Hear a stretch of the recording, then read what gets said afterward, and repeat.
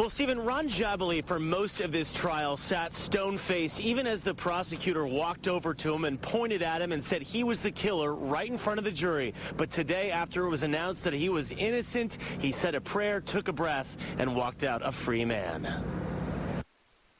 After only about an hour of deliberations, the jury came back with a verdict. Ron Jabalee took a breath before his fate was announced. People of the state of Michigan, plaintiff versus Ronald Frederick Jabalee. For count one regarding Christine Jabalee, we find the defendant not guilty. For count two regarding the Ronald Jabalee Sr., we find the defendant not guilty.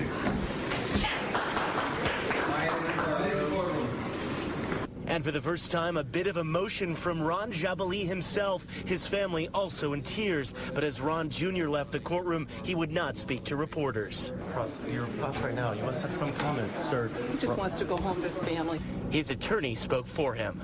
My client made innocuous statements at times during the course of the investigation. The bottom line is there's no evidence whatsoever to establish his guilt of any crime. As for the jury, it only took 1 hour for them to reach a verdict. One of those jurors spoke to us about their decision just minutes after the verdict was read. Everything went fine. We all made a decision, and we made the right one. How was it the decision made so quickly? What was it? Just because it was only circumstantial evidence? Right. We only had a few questions, and after the few questions, that was it.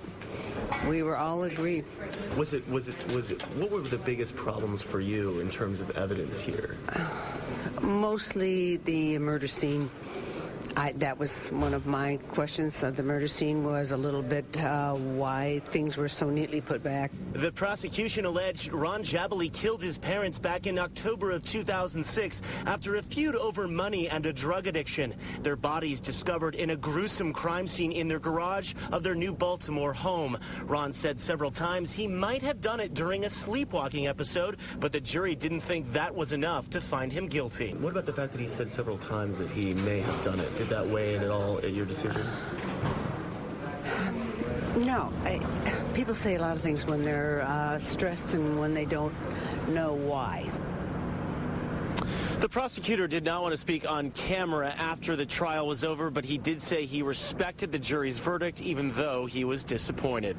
Reporting live in Mount Clemens, I'm Tom Waite, Channel 7 Action News. Stephen, back to you. Well, Tom, now you have to wonder, legally speaking, there is still a killer loose out there someplace. Is the family concerned about this? I would say yes, they are very concerned about this, and they have been saying from the beginning that they want this killer caught, but whether that will actually happen, I mean, police think that they know who the killer is. They still think that it's Ron Jabalee Jr., so whether they're going to go off now and try and find someone else, I just don't know. Of course, they can't retry him again. We'll talk about that in a minute. In the meantime, Tom, thank you for